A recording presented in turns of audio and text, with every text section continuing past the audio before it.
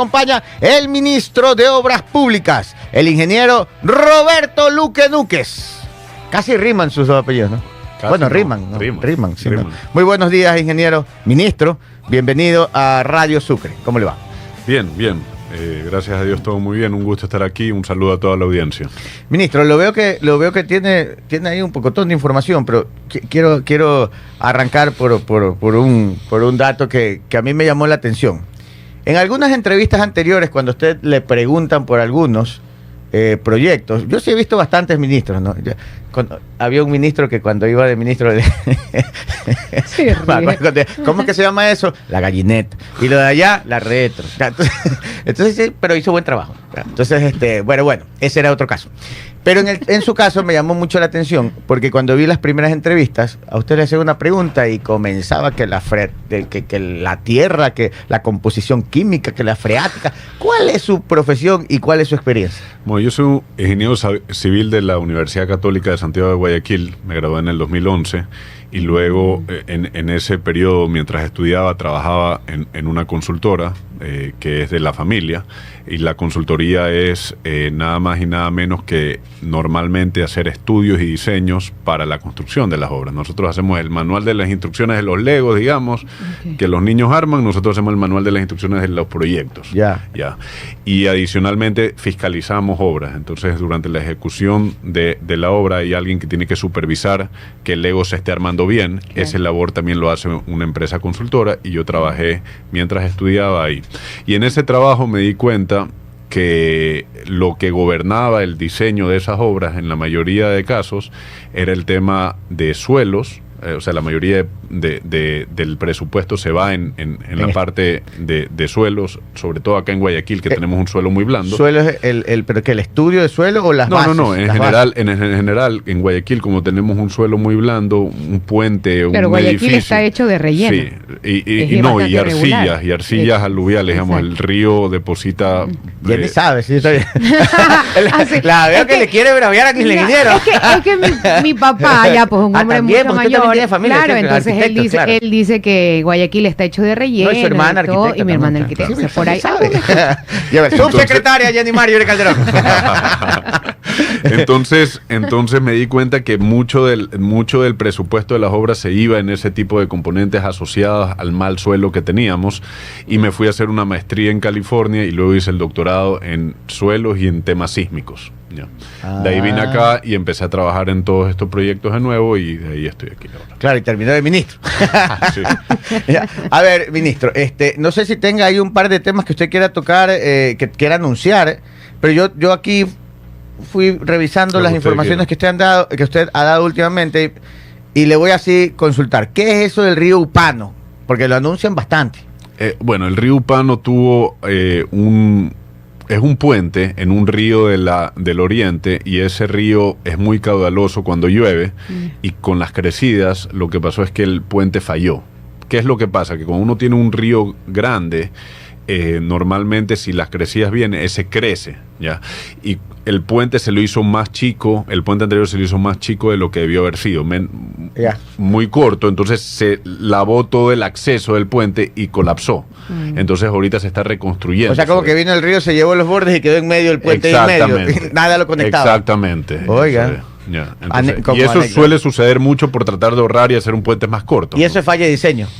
Eso puede ser muchas cosas. Ahora, es un puente complicado. Puede la naturaleza también causar. Sí, es un puente complicado, es un río complicado, es una hidrología y geología complicada, porque cerca hay volcanes, y los volcanes cuando erupcionan traen material que no es solo agua, entonces eso crea que se genere mucho sedimento, y eso hace que el sedimento, una vez depositado, digamos, el río, cómo se va moviendo, es muy impredecible, y eso, parte de eso también sucedió. Ya, y esto dejó incomunicadas algunas poblaciones. ¿Cuánto tiempo quedó incomunicada la gente? A ver, que esto pasó ya casi hace año y medio, me parece, es hace bastante tiempo, y dejó incomunicadas por mucho tiempo. Se hizo trabajos emergentes y luego se contrató al Colegio de Ingenieros, al Cuerpo de Ingenieros del Ejército, para que hagan la construcción. Ellos son los que están trabajando eso.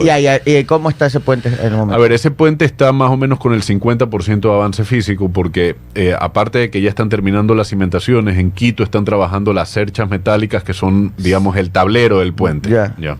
O sea que eso ya faltará poco tiempo para que quede ya esa gente conectada, ya toda esa población este año conectada. se termina ese puente más o menos por el mes ¿Y de a agosto. quién beneficia? ¿Qué tan grande es el impacto de este puente? Porque Bueno, es lo he grande escuchado porque mucho y no tengo la dimensión. Es en toda la ciudad de Macas, por ahí no pasa tanta minería, la minería está más al sur, pero sí es importante por la conectividad del oriente y la troncal amazónica. Ya, es perfecto. bastante importante. Manta.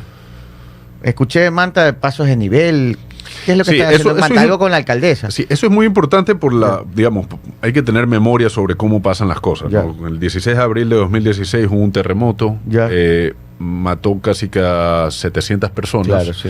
hubo daños por 3.000 millones de dólares y la solución en ese momento fue un incremento del IVA a la mayoría de las provincias como ley de solidaridad y una reducción del IVA en las zonas más afectadas para reactivación económica, Esmeraldas y Manabí. Como resultado de la ley de solidaridad se contrataron varias obras, entre esas la Manta Coliza, con 80 millones de dólares, y es la que es famosa por tema de caso de corrupción, arroz verde, arroz con chancho, ni sé cómo se llama eso de ahí, pero en todo caso... Era un chaulafán. Es un chaulafán entero. En todo caso, eso terminó en una obra parada. Entonces, mal usaron los recursos de fondos de solidaridad. Eso es lo que no hay que hacer. Pero el concepto era válido. En un momento de emergencia, en una tragedia, incrementar el IVA. Claro. Y por otro lado, en sectores en donde se necesita, en donde queremos generar empleo y reactivar la economía, reducirla. El símil es muy parecido a lo que está sucediendo hoy en día. El año pasado tuvimos 7.000 muertes violentas, mucho más de lo del terremoto. El impacto de la economía yo no lo conozco, pero debe ser bastante grande de toda la violencia. Claro, solo usted pase por los barrios, digamos, distantes del centro de la ciudad y encontrar calles enteras con negocios cerrados. Correcto, y vacunas, toda la afectación La de la gente economía, saliendo, de la violencia que ha pasado, pongamos en el 2023, es importantísima. Entonces ahora se está buscando incrementar el IVA en 3 puntos y, por ejemplo, nosotros propusimos en la Asamblea, y es una propuesta del presidente Daniel Noboa, en un sector tan crítico como el de la construcción para la generación de empleo y para la reactivación económica, la reducción de ese IVA al 5%. Entonces eso va a generar, por un lado, incrementos de ingresos para pelear un conflicto armado interno, pero al mismo tiempo una reducción en un sector que va a generar plazas de trabajo, empleo y reactivación de Aquí hay un economía. tema importante. La gente habla de subir al 15%. Ya, sí, yo en lo personal no me gusta dar mis opiniones aquí, porque yo aquí entrevisto, pero sí estoy de acuerdo en este caso porque es un tema extraordinario. Ya, pero lo que se dice poco es que que a la construcción va a bajar al 5%, pero otro que a veces se queda en el aire, que se lo ha dicho pero que no se lo insiste mucho, es que hay muchos productos que van a quedar cero. O sea, que no tienen aumento, que no tienen IVA, creo que medicina, alimentos, no tengo el dato. Los productos de primera necesidad, la mayoría ya graban IVA cero. Entonces, el ciudadano a pie no se va a ver afectado por eso de ahí. O sea, no es a todo que le sube. No. Es simplemente a lo que hoy graba IVA 12, que, son los productos de consumo. Pero los productos de primera necesidad, de la canasta básica, medicina, graban cero transporte, graban IVA ahí cero. ni sube ni baja porque está en Y cero. alquiler, Correcto, y transporte. correcto. nada. Y ahora el IVA en el 5% va a tener un efecto importante porque se va a reducir los materiales de construcción y eso evidentemente genera que... y aparte en la primera ley económica urgente tenemos el incentivo tributario para la generación de empleo y también tenemos la devolución del IVA a proyectos inmobiliarios. Entonces esos dos componentes, devolución del IVA al proyecto inmobiliario, IVA 5% a materiales de construcción, lo que va a hacer es que muchos proyectos de construcción se adelanten generando una cadena de empleo que es importante, ¿no? Ahora, el caso, para concluir con lo que estábamos Sí, diciendo de perdón, Manta, empecé con esto Sí. de aquí y es importante porque esa vía Manta Coliza quedó parada por mucho tiempo. En el 2022 Ya. la alcaldía de Manta pide la competencia de 3 puentes y el ministerio entrega recursos para que se terminen. Hoy, el día de ayer, el tercer puente quedó inaugurado y... Qué bueno. Sí, entonces se inauguró con fondos del ministerio, con trabajo en conjunto con la alcaldía. ¿y ahí qué conecta? A ver, la Manta Coliza, cuando uno la ve en el mapa, es sumamente importante y uno entiende por qué es estratégica y por qué es competencia del Ministerio de Transporte y Obras Públicas, porque conecta la llegada a Manta, los accesos a Manta con el puerto y con el aeropuerto. Y confluye en 3 municipios, lo que es Manta, Jaramijó y Montecristi. Entonces esa vía es sumamente importante y por eso se la consideró en eso de ahí. Ahora, el municipio, esa vía quedó botada y el municipio de Manta ahora estamos trabajando para ver si es que podemos hacer lo mismo con el puente 4, que es otro que quedó botado en esta vía. Bueno, interesante. Sí. Súper importante. Ahora vamos a Guayaquil. No sé si usted después me dice que otros lugares tienen algo así importante que anunciar o comentar. Pero Guayaquil ha generado un par de polémicas ahí. Pero Guayaquil con el tema del puerto, que se han movido algunas compañías de puertos, van a generar tráfico en otros lados y en otros lados van a disminuir. Entonces mi pregunta es, el puente alterno Sures, ¿no? El que conectaría a Durán con el puerto. Quinto puente. El quinto puente, perdón, así es que se llama, el quinto puente. Que en su momento el gobierno de Lazo se lo había dado a la alcaldía de Guayaquil, después el gobierno de Daniel Noboa ya lo dijo que lo va a hacer el gobierno. Pero mi pregunta no va por quién lo hace, mi pregunta es, al día de hoy, con la retirada de algunas compañías, una compañía grande de ahí que pasó todo su tráfico hacia Pozorja, ¿sigue siendo viable construir el quinto puente porque se va a pagar con peaje? ¿El tráfico sigue dando viabilidad para financiar ese puente? Ahorita se está haciendo un estudio de tráfico actualizado, justamente porque eso es realmente lo que se necesita para ver si el modelo económico da o no da. Y yo creo que sí va a dar porque la disposición de pago existe y porque es un puente necesario. Pero hay que recordar... Sigue siendo necesario, sí, haya bajado el tráfico. Sí, pero a ver, justamente voy a hablar sobre eso. Ya. Cuando en Guayaquil no solo existe Contecón, existen los puertos privados. Digamos, como 4 más. Sí. Entonces, realmente Guayaquil es una ciudad portuaria y en esa y también tiene puertos graneleros, además. Entonces, todo el hecho de que se haya perdido una naviera no implica de que no haya un tráfico importante de carga pesada y también un tráfico individual del sur, del Austro a Guayaquil, que es importante también. Y generaría una gran descongestión de tráfico en la zona norte y centro de Guayaquil. Correcto, y toda la perimetral. Y claro, la perimetral sí está full. La perimetral está full y la mayoría de camiones lo que hacen hoy en día, o portacontenedores, lo que hacen hoy en día, justamente van por el puente alterno norte y cogen la Aurora, que ya es una vía casi que urbana, lenta, sí, y toda la perimetral. Entonces el ahorro de tiempo es significativo y eso implica costo y dinero. Y pero eso los implica moradores de ese sector también han tenido muchas quejas por ese cruce que hacen los camiones. Claro, por supuesto, es normal, porque ya es una zona urbana que está atravesada pero fue diseñada para camiones y ahora es urbana. Sí. Ya, entonces, el puente, están haciendo los estudios de factibilidad para el modelo económico, pero de que hay que hacer el quinto puente hay que hacer. ¿Y eso cómo va? ¿Tiene fecha o algún estimado? Yo sé que no creo que tengan fecha y hora y día, pero debe haber un estimado. Deben tener un hoy estimado. En día la Secretaría de Inversiones Público-Privada está trabajando en el tema. Tenemos que recordar que en la primera ley económica urgente, el tercer capítulo que metimos ahí fue la ley de alianza público-privada. Esa ley es muy importante porque al estar como normativa primaria, lo que hace es que los inversores estén atraídos a venir acá, hace que los multilaterales puedan prestar contragarantías, que es algo muy importante. Yeah. Y finalmente eso de ahí se está trabajando a nivel de perfil de proyecto y en parte terminando el estudio de tráfico. O sea, eso se va a hacer con plata de inversión privada. Sí, con alianza público-privada. En ese modelo de alianza público-privada puede resultar que un componente sea pago estatal. En el tiempo O sea, digamos, para que nos entienda todo el mundo, es el gobierno pone tanto y que el privado invierte y recupere después con el peaje. Exacto. Ya. Sí. Ya, entonces así queda el quinto puente que sigue siendo prioridad y lo están trabajando a través de la Secretaría de Inversión. Sí. Ya, o sea, eso está avanzando. Sí. Y está en estudios.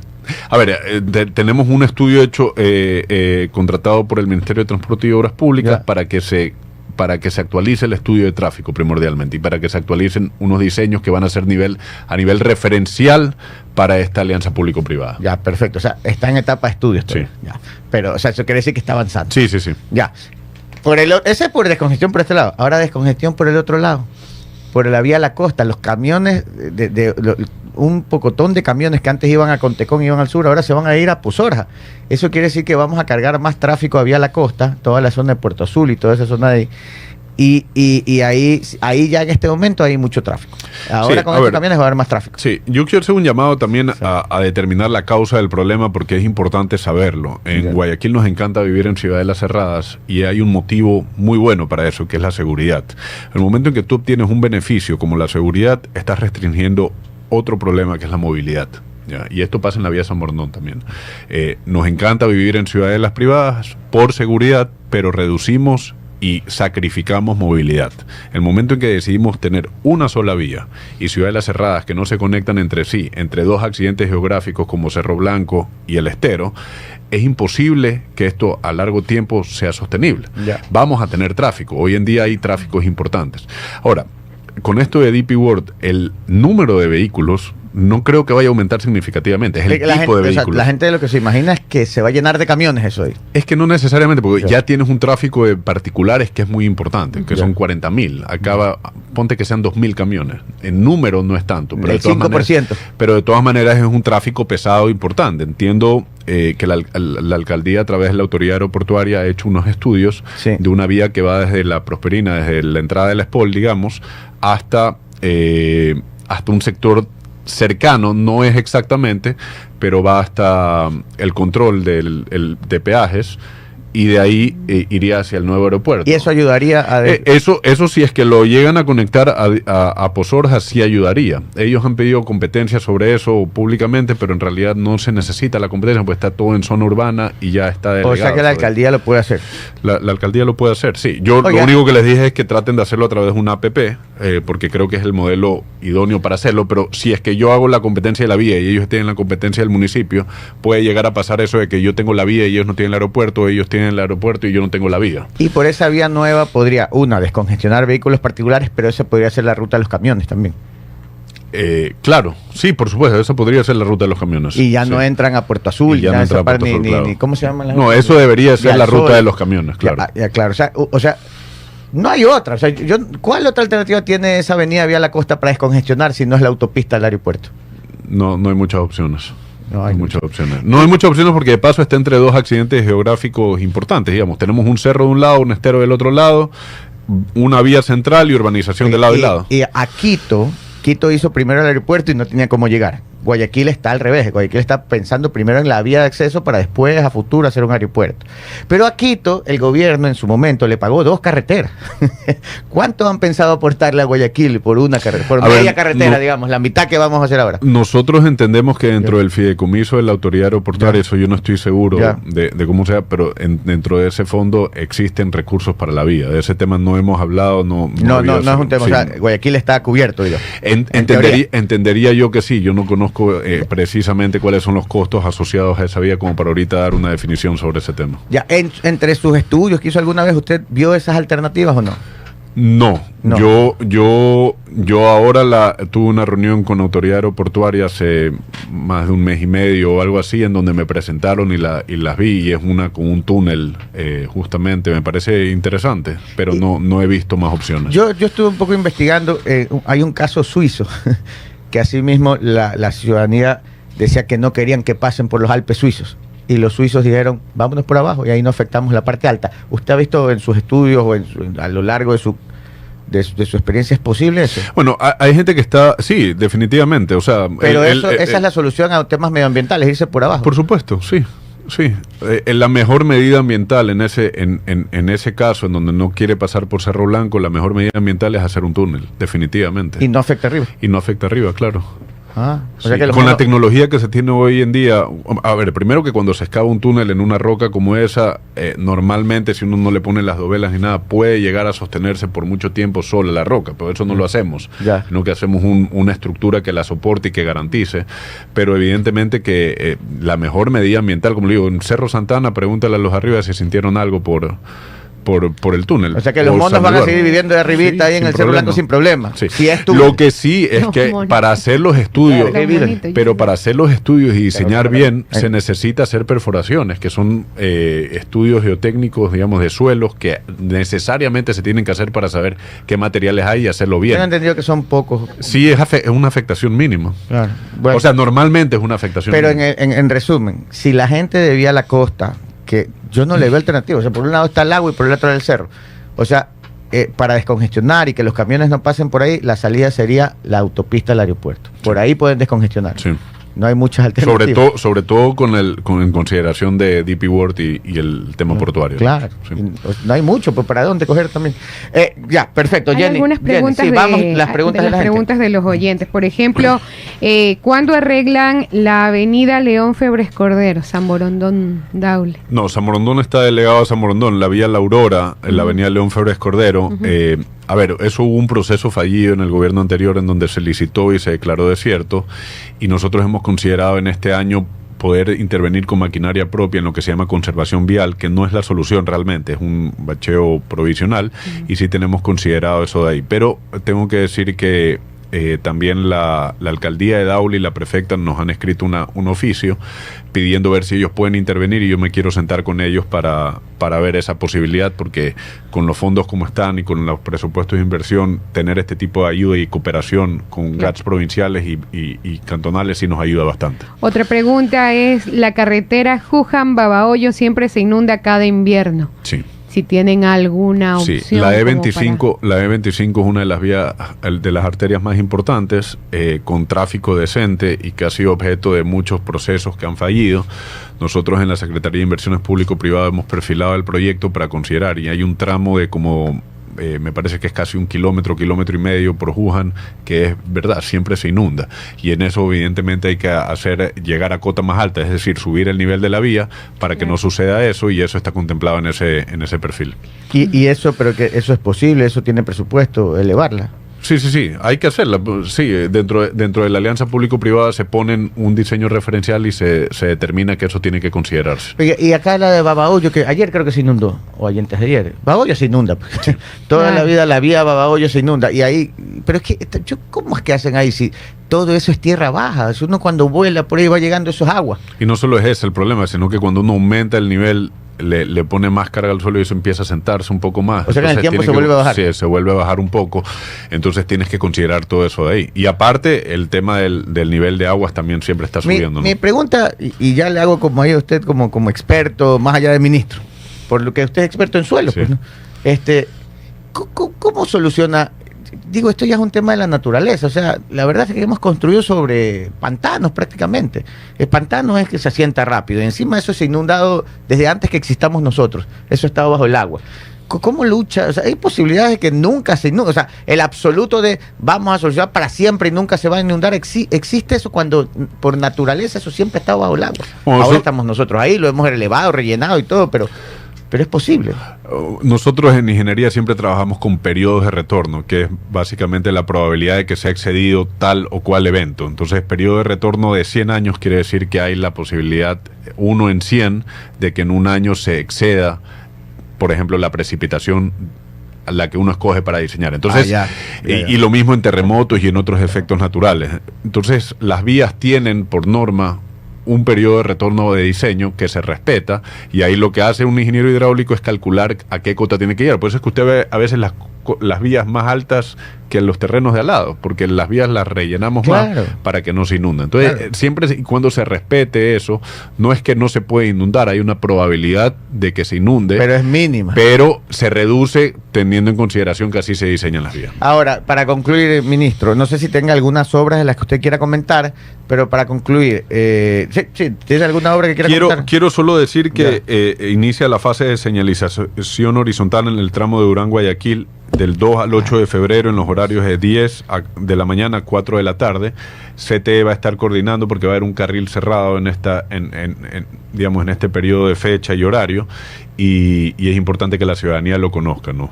Sí, ahí tenemos el comunicado, si lo publicas, Stalin, te lo acabo de pasar, poner la claqueta de este comunicado. Jenny, por favor, lea esta parte que es importante. El ministro lo acaba de anunciar, pero sí, léalo completo, sí. Ok, trabajos de señalización horizontal en el tramo Durán-Guayaquil.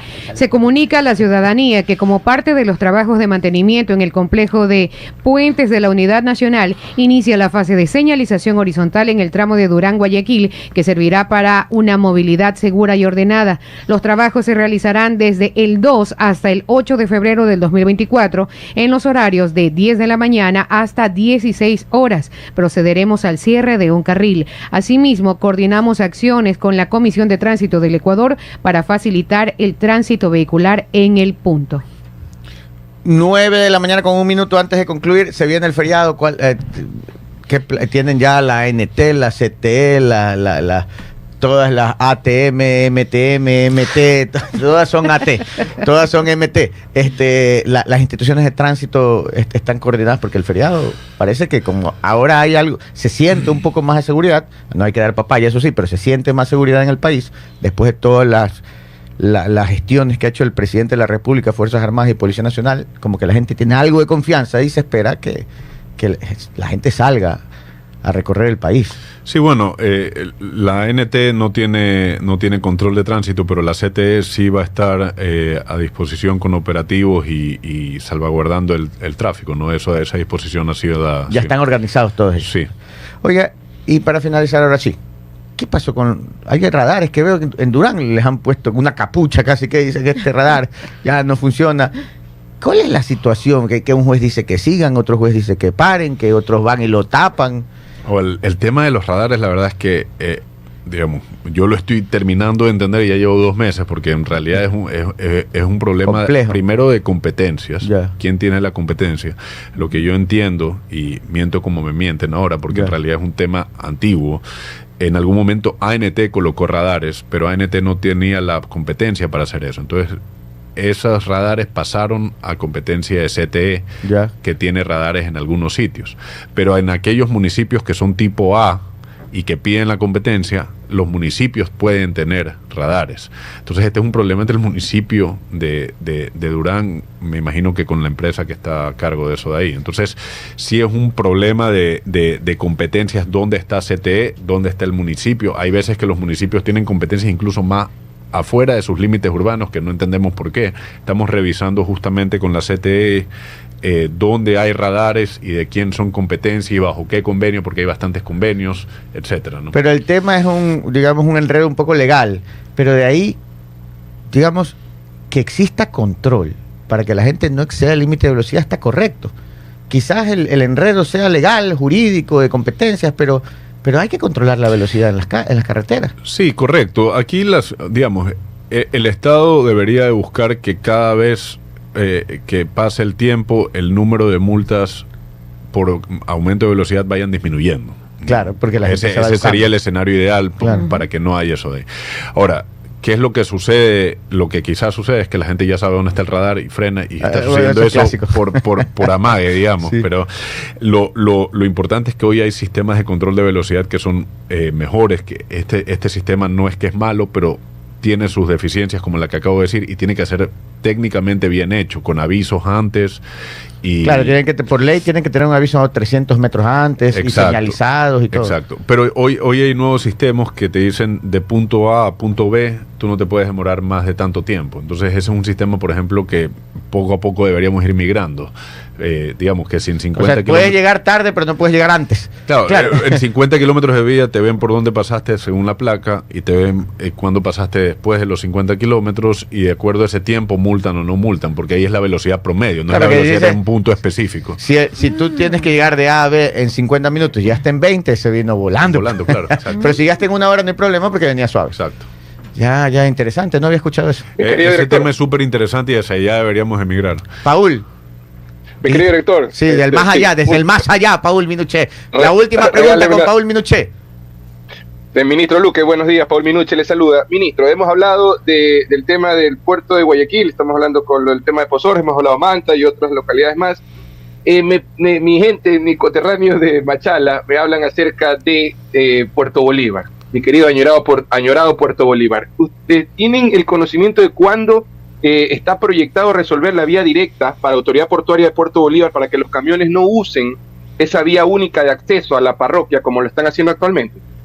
A ver, esa vía entiendo que estaba en algún momento dentro de los planes. Yo no he visto hasta ahora un trazado claro porque entiendo que había una opción por el norte que va a beneficiar al tráfico que viene, valga la redundancia, del norte de la ciudad, y entiendo que había una alternativa por el sur que va a beneficiar al tráfico, digamos, por el sureste, que va a beneficiar más al tráfico de las mineras que hoy están descargando por Puerto Bolívar. Es un tema que hay que analizarlo y hay que verlo porque sí creo que es necesario, pero un poco lo que estábamos hablando hace un rato con Gabriel, el tema de las inundaciones. Esa zona es camaronera, es zona baja, inundable, y el costo de esa vía seguramente va a ser muy caro. Lo que sí tenemos que tener es ya proyectado para que no hayan asentamientos que después prevengan la vía que se necesite, pero yo dudo que en el corto plazo se vaya a dar. Las urgencias para Puerto Bolívar hoy en día creo que están más asociadas a resolver el tramo Guayaquil-Machala, sobre todo en el tramo Río 7 Huaquillas, y que la concesión avance con los proyectos de inversión que tienen contemplados. Oiga, yo he sido, Paul, él es más de Machala. Ya ampliaron, porque ese era el eterno tema de ampliar la vía Machala. A ver, esa es una concesión que es sumamente problemática, la de Consur, sobre todo, la de más al sur, porque cuando uno dice la Guayaquil-Machala, uno piensa solo entre Guayaquil y Machala. Pero ya se ha ampliado bastante. Es que el motivo por el cual hay varios tramos es porque en la zona de Guayas está delegada de parte del ministerio a la prefectura la vía, y ellos la tienen concesionada a un privado. Ese es tramo número 1. Luego Naranjal-Tenguel se acaba de concesionar y esa se está ampliando, se está construyendo. Y luego viene Río 7 Huaquillas, que es la vía ya en Machala propiamente dicho, que hay zonas que están muy bien en pavimento armado ampliadas, pero hay unas zonas que no están ampliadas y están en 2 carriles, como 6 kilómetros llegando al Guau. Sí, como parchado, ¿no? Uno llega, se amplía, después se achica, se amplía, se achica. Entonces, esa concesión ha sido objeto de muchos contratos reformatorios, de muchos modelos económicos, y simplemente no está dando. Entonces nosotros estamos revisando todo el proceso. Hay un proceso iniciado en Procuraduría, estamos trabajando, hemos coordinado con el contratista, hemos hablado con ellos. Y el objetivo es que se amplíe todo uniforme, todo. A ver, ese es el objetivo que tenemos que tener, pero primero tenemos que solucionar el tema de esa concesión. ¿Qué vamos a hacer? Porque hay posibilidades de incluso terminarla o hay posibilidades de negociarla. Fuertes declaraciones ahí. Sí, pues. Sí, estamos conversando con ellos muy abiertamente y tengo que ser transparente. El tema no es fácil cuando uno ve un proceso, un proyecto que ha sido fallido, en el sentido de que las obras siguen sin hacerse, las inversiones no se pueden hacer, los compromisos del Estado no han sido cumplidos y son muy grandes y no beneficiosos para el Estado. Bueno, usted es la autoridad, tiene que hacer cumplirlo. Así es. Ese es su trabajo, ¿no? Así está bien. Muchas gracias, ministro Roberto Luque, por habernos acompañado. Gracias a ustedes. Muchísimas gracias.